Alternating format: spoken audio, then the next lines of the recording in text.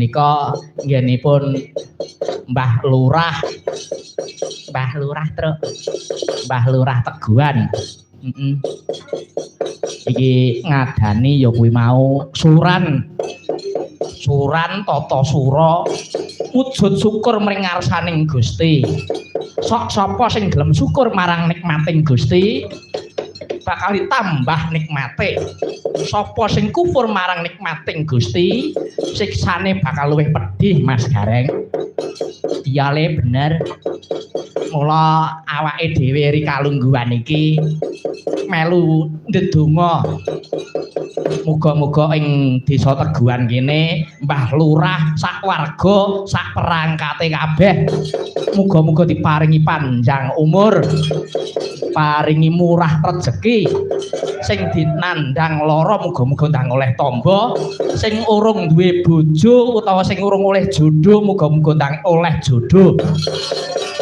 Sing prawan ya ndang oleh jodoh, sing ngerondo ya ndang rabi neh.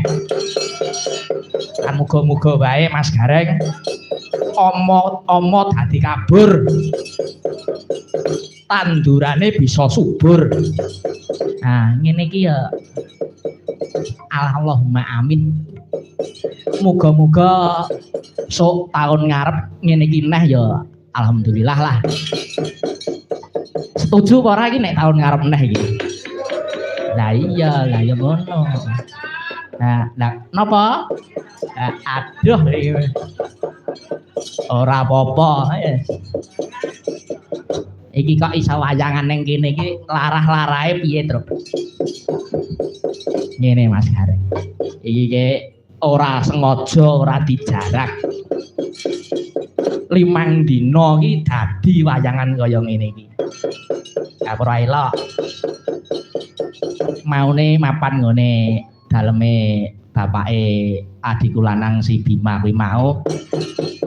Neng kono ketoke ya apa jenenge karo Mbah Lurah wis deleh kene wae.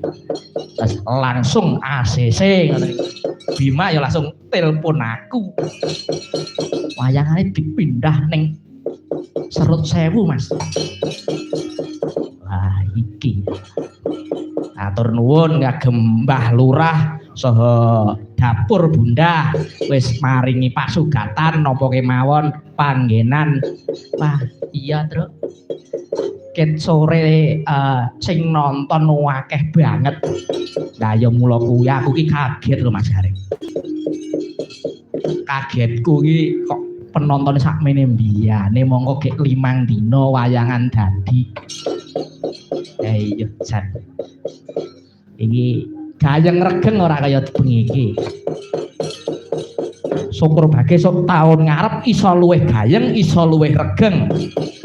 Amin. Itu karek cacah kuwi kok gampang.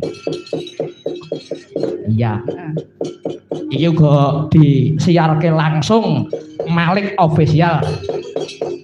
Sing ora iso mirsani ana ing kene uga iso mirsani lumantar live streaming. Iki ana Hong Kong ya hadir. Taiwan ya hadir. Aku nyimak ning anune penontonnya wis 3000 punjul. Iya, Truk. Wah, iki wanjine pathet songo ngene iki mat-matan Mas Gareng.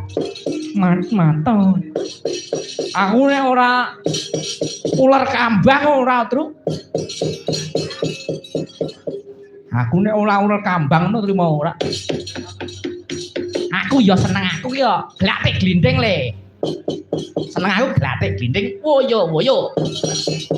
Nah, ya iki diaturke sik sadurunge ngaturi para-para sing sik kepareng renggah. Kon munggah nek, Truk. Iya no, sik pareng lenggah.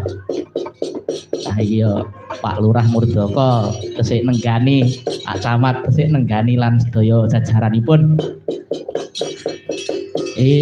Pesinden sik genep 3 Mas Gareng. Pesinden sik genep 3 ya kuwi mau pinggir dhewe iki adikku wedok Sela.